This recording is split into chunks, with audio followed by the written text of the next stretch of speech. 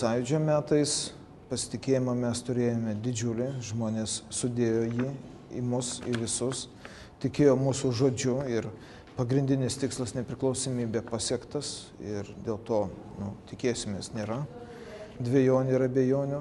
Tačiau matydami tai, kas darosi dabar, atotrūkis tarp valdžios ir žmonių, valdžios arogancija, nesiskaitimas, darom ką norim ir rinkėjai tik reikalingi prieš pat įvykius.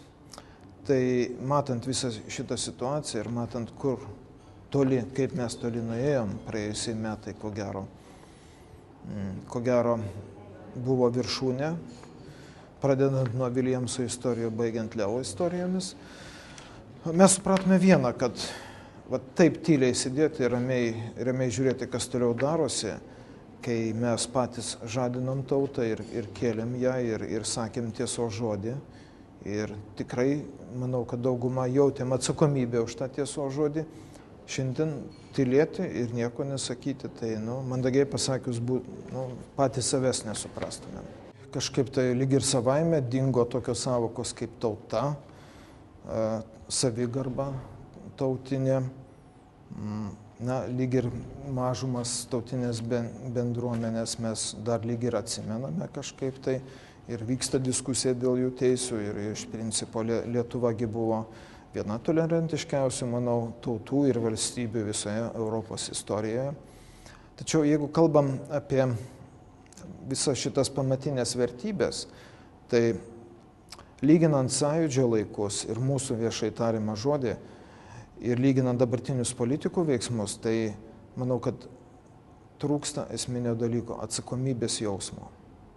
Nekalbu apie interesus, ten kažkas dėl kažko daro, dėl kažkokių asmeninių, grupinių interesų ar panašiai.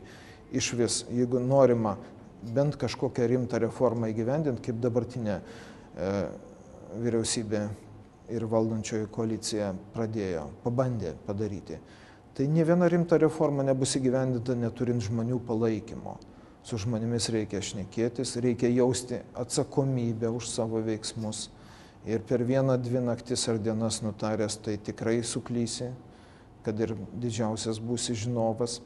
Tai atsakomybės jausmas už veiksmą priimama būnant aukščiausioje valdžioje ir bet kurioje vietoje, bet kuriam žmogui turi dominuoti.